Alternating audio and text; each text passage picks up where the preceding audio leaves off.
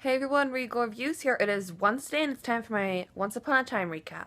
So today was the season finale of Once Upon a Time, and with it being a 2 hour episode, I took a lot of notes so I could keep track and remember what's going on. So let's go ahead and start this. So it starts off with the Enchanted Forest. There's this. It's the new girl. It's a new girl that we've been introduced to, and it looks like something's happening in the Enchanted Forest. I don't know if it's a curse or something's coming. But the girl has a storybook like the one Henry has, and I'm thinking, could she be the new savior or what? But in Storybook with the Black Fairy's curse, Emma is in the, I don't know word for it, the crazy house, and Henry's basically trying to get Emma to remember her whole life in and Fiona in Storybook is actually Henry's mom, and I thought that was such a low blow. It's like, how many mothers does Henry have in this series? And I'm like, Regina better get her ass back to Storybook so she can uh, get the Black Fairy. And obviously with Fiona pretending, Fiona being Henry's mom in this in this curse, she's the mayor, and um, Henry's telling Emma not to take her meds, and he's thinking that's the way that Fiona's able to control her. In the Enchanted Forest, everybody's there. Everybody's made it safe. Um, in Storybook, Emma has been making such good progress that she might be released again, but Fiona wants Emma to return to Boston, and I'm pretty sure this is like a way to get her to stop believing and to separate her from Henry. And this kind of mirrors back to season 1 when we first were introduced to Emma Swan, and Regina wanted Emma away from Henry because, she saw Emma as a threat and trying to take Henry away. And we find out that Fiona wants Emma to burn the storybook, and I'm thinking, what is this going to do? If she burns the storybook, is that going to make all the characters disappear? And Fiona threatens her that if she doesn't destroy the book, she's going to remain locked up. So Emma's wondering what to do because Fiona's telling her this, but then Henry's telling her about these fairy tale stories. And again, it mirrors back to season 1 when Henry saw Emma for the first time and tries to get her to believe in the fairy tales. In the Enchanted Forest, Zelena, they're surprised. I was first surprised. I was wondering, where's Zelena? I didn't think she made it at first, but she made it to Oz, and she used the Mad Hatter's hat to escape. And it made me think, doesn't the Mad Hatter's hat have to have magic in order to work? And Zelena doesn't have magic. But we find out that if the savior doesn't believe, the the realms fade and everybody fades with them. So basically, if Emma doesn't believe in what Henry's saying, that all the realms and all the storybook characters that we've grown to know and love won't be here anymore. So then, in Storybook, Fiona visits Gold's shop, and I'm wondering how this is gonna go. And I'm wondering if Gold's gonna remember, because he remembered in the first curse, and Gideon is still an adult, and Belle's nowhere to be found. And I thought with their deal that Belle would not be affected, and Fiona basically wants Gold to fix a watch, which we know that's clearly not what she's there for. In the Enchanted Forest, we see that other fairy tale characters that we've met this season are there, like Jasmine and Aladdin are back. And I kept wondering if they'd have like a significant role in this. They all go back to the Queen's castle to seek shelter. Then in Storybook, Henry sneaks in to break Emma out, and he calls it Operation Cuckoo's Nest, and I thought that was hysterical. But Emma's like, didn't that end in a lobotomy? I'm like, I hope that doesn't end like that here. in the Enchanted Forest, Hook comes up with the idea to get a magic bean to send everybody home. So he and Charming climb up a beanstalk, and that mirrors back to season 2 when Emma was back in the fairy tale land with Snow. And what I thought, something that Hook said was quite powerful. Emma and Hook weren't love at first sight. Love at first sight. They had to fight for their love, and they, as we saw last week, for their wedding, they won. And in Storybrooke, Henry's talks to Emma on the rooftop where her wedding was, and when she stands on the podium where she got married, she starts to remember. So I'm wondering, does she have all of her memories back now, or is this just, like a slight jolt? Then in Storybrooke, Gold finds Belle's book that she gave to Gideon, and he wants to give it to Gideon, but he also wants to try to figure out what exactly happened to Belle. And Gideon believes that Belle abandoned them, and that's what the stories goes, that Belle abandoned them. On the Enchanted Forest, Regina sees, because she's trying to figure out a potion to get everybody back. Regina finds out that someone stole her things, and turns out the queen is back. And she's back because in the Wish Realm, Regina neglected to tell her that everybody's wants her dead, and even Henry in the Wish Realm was trying to get her. So now her and Robin are down in the Enchanted Forest, and they steal from the rich to give to the poor. And as we know, the Wish Realm, Robin wasn't for that at first. So I kind of feel like that had Regina's influence there, and maybe even the Queen's influence, because now they share each other's heart. In Storybrooke, Fiona is really pissed to find out that Emma escaped, and Henry tries to steal the book back, and Fiona then figures out that Henry's awake, and in order to get Emma to not believe, she pushes Henry down the stairs. I'm like, oh, hell no. When Regina finds this out, she is going to be pissed, and she's going to kill the Black Fairy herself. I mean, they need to get back to Storybrooke ASAP.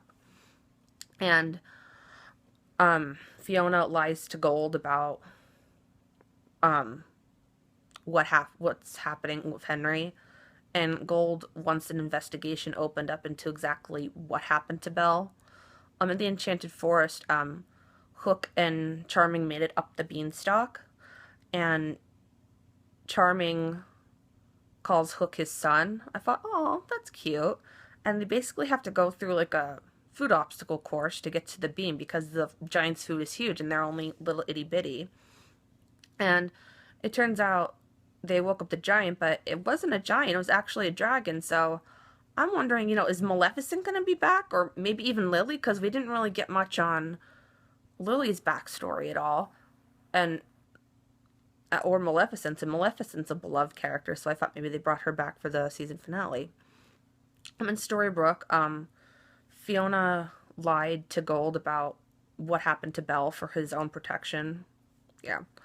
And Belle basically abandoned the family to see the world, and Fiona says that it was Gold's fault because basically he wasn't the man that his son wanted and what Belle wanted. And Emma runs to Henry while he's in the hospital, and Henry's trying to get Emma to believe, so he figures that if Emma touches the book like last time, she'll regain her memories, but that doesn't work. So Fiona actually lies to Emma about pushing Henry, and she then destroys the book. And in the Enchanted Forest, we see the little girl's back, and I'm wondering what kind of significance does she have, and what's her name actually. And we find out that her father's dead, and fought bravely to keep her safe. And Tiger Lily is actually here, and I don't know if that's considered her fairy godmother, but it says that basically that to take this book, and that her and her father will be reunited again. And I'm thinking to myself, is this mirroring to what's going to happen in season 7? Like, is this adult character coming. Is this going to be an adult Henry, and this is his daughter? In Storybrooke, Henry finds out that Emma burnt the book and learns um, Henry learns that his family won't exist without Emma's belief. And in the Enchanted Forest, Hook falls from the beanstalk, and so does David. So Snow goes to then look for. She could basically sense that David's in trouble because they both share a heart. So Jasmine takes Snow on a magic carpet ride to try to figure out what's happened with David. And in Storybrooke, Emma's preparing to leave for Boston like she tried to in season 1. And Emma's basically, not believing Henry. And what I found interesting is that Emma was able to cross the town line, and even when the town's been under a curse, she's never been able to cross the town line. And Emma's back at her apartment in Boston, and she's about ready to start her bail bonds job again. And we see that Henry wrote his own storybook, and it's like a last attempt effort to get Emma to believe again. In the Enchanted Forest, the bean doesn't have its magic anymore, so the evil queen and Regina want to restore the magic because they both have magic and Zelena doesn't. That's basically the reason why Zelena's not helping. And Snow is searching for David and finds out that he's dead. I'm thinking, is this going to be like one of the casualties of the final battle? And we see clips back to season 1 when David woke up Snow. And I'm thinking, is True Love's kiss going to actually work? Sure enough, it does. And Snow's able to wake David up. In Storybrooke, Henry goes to Gold and tries to convince him that he's his grandson, and he figures out that Gold's been awake this whole time, which I figured that because Gold was awake during the last curse. And Gold wants to find out what Fiona's intentions are with this whole curse, and also wants to figure out where Belle is. And Gold won't help Henry save his family, so he's basically on his own here. But Henry did ask for him to give him 2 things, and those 2 things were a mirror and Charming's sword. And Henry uses the mirror to communicate with the people in the Enchanted Forest. We find out that the magic, like because Emma's not believing, the Enchanted Forest is starting to fade away, and the evil queen decides to sacrifice herself. And I was like bawling my eyes out because I kind of figured that the evil queen would be a casualty in this episode, and she sacrifices herself for the greater good. That says so much about her character. But it's like, now Regina's apparently has nobody next season with all the cast departures, and now she's literally lost a part of herself forever. And Henry prepares to fight Fiona by himself, and we find out that Emma returns and that she believes again. So now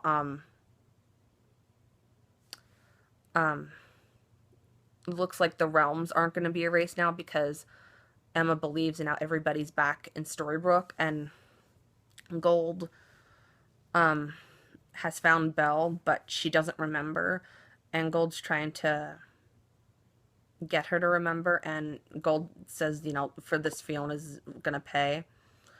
And Fiona goes back to Gold's shop and tells Gideon that Emma's back, and Fiona wants the fairy wand. And we actually find out that Fiona still has Gideon's heart, so contrary to what we believed, she still has a control over him. So that does make sense because we've seen in all the visions this season that Gideon's the one that fights Emma. And Gold is back and lets Fiona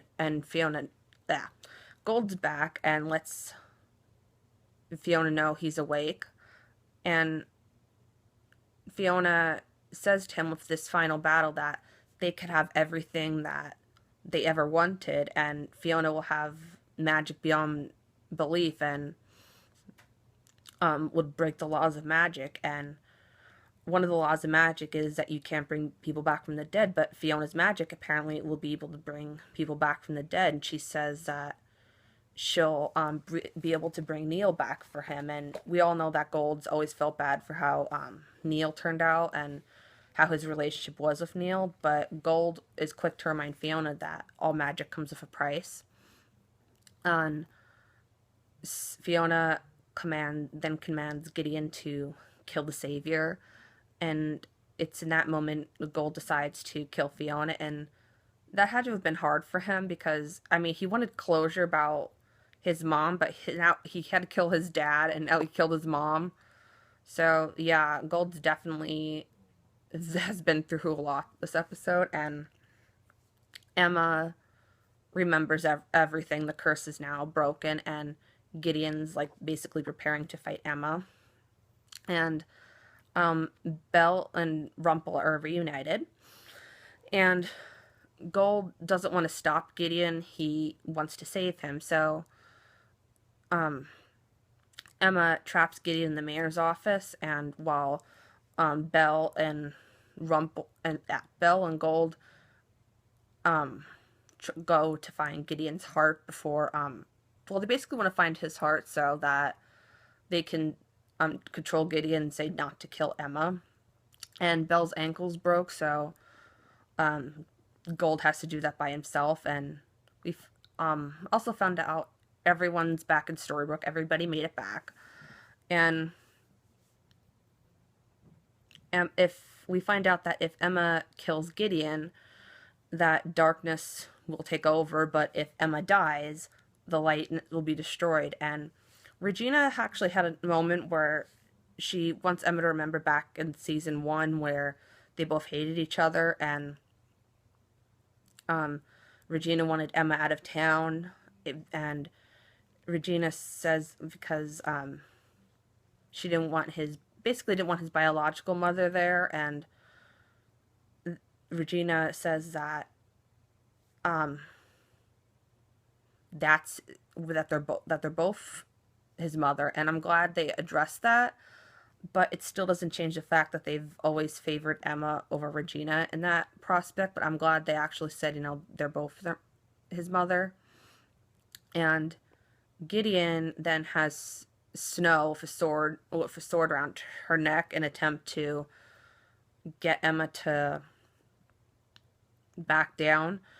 And Gold is in the mine, and his Stiltskin version, which I guess is the devil on the shoulder, as he called it, is there to try to convince him to let Gideon fulfill his mission. And Gold reminds him that he's always been destined to become the savior. And Gold tries to stop Gideon and not listen to his devil on his shoulder, but nothing seems to work. And Emma and Gideon fight, and she refuses to kill Gideon, so Emma ultimately sacrifices herself. And Gold tells Belle that ultimately he made the right choice, but it didn't work. But then when all the townspeople think that Emma's dead, Henry goes to Emma and wakes her up and saves her with True Love's kiss, like how Emma saved Henry back in season 1 of True Love's Kiss. And Gideon, we find out that he made it okay. He's actually a baby again, and Gold says it's like a happy ending, and they say no, it's like a fresh start. And that's kind of what happens when the book appears and they see like the final page is over, and they're thinking like, now what? The story's ending. And Snow's like, no, this is like a new beginning. Now we can like move on and we can go on with our lives. And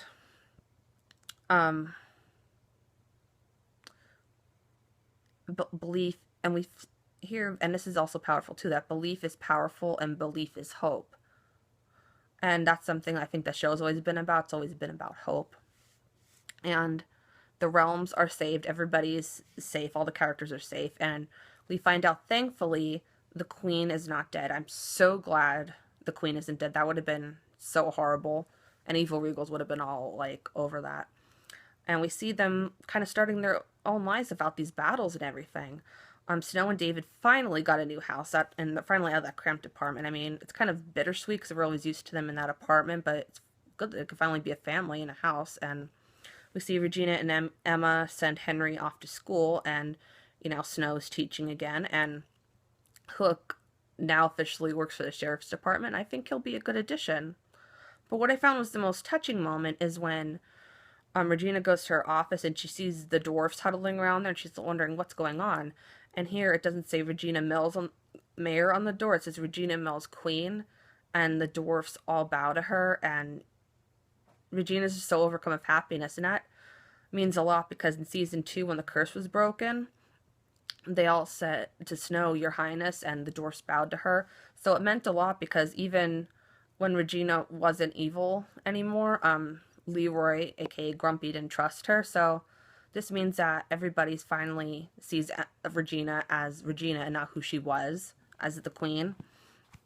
We see that with the queen, Robin proposes to her, and I thought that is so sweet. Like, the way he proposed was fantastic. He shot an arrow and it says, "How about we start a new adventure together?" and it had a ring on it. So yeah, I'm wondering what's going to happen there. And the fact that the cast list said Sean Maguire on it, but we didn't see him this episode, I'm like, what's up with that? We see Belle and Gold dancing to Beauty and the Beast, the instrumental version. I thought that's always so sweet. I've always enjoyed those moments with Belle and Gold when they dance to Beauty and the Beast, especially in season 4 when he snaps his finger like this and they're in the Belle and the Beast costumes, and especially with the new Beauty and the Beast movie out, this was just perfect.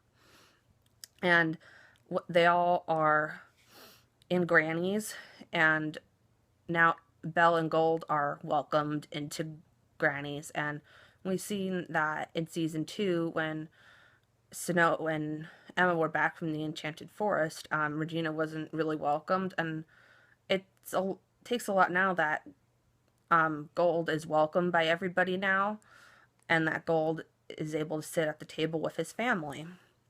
And the ending picture kind of looks like the Last Supper. So I'm wondering what is that telling?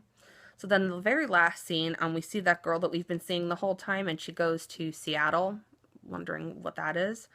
And the girl is on the bus and has a new book, and I'm like, wait a minute. This is like how Henry was in the pilot when he's on the bus going to Boston to get Emma to go to Storybrooke and has his book. I mean, keep in mind the girl's book looks way different than the Once Upon a Time book. It still says Once Upon a Time, but this book's all white with flowers on it. And it is revealed that she's going to an adult Henry, and she reveals herself as Lucy. She's her, yeah, she is his daughter. So this is indeed a fact an adult Henry, and that is his daughter that apparently he must have gave away. So this is very telling to what's going to happen in season 7. So now we know that the new characters are an adult Henry and Lucy, his daughter. So that makes me wonder what exactly is going to happen in season 7.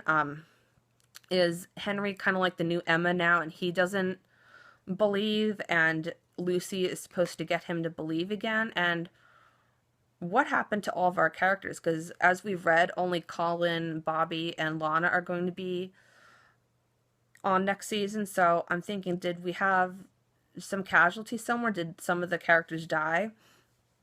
Or are these characters going to be the same age, or are they going to like age up and be like older now, you know what I mean?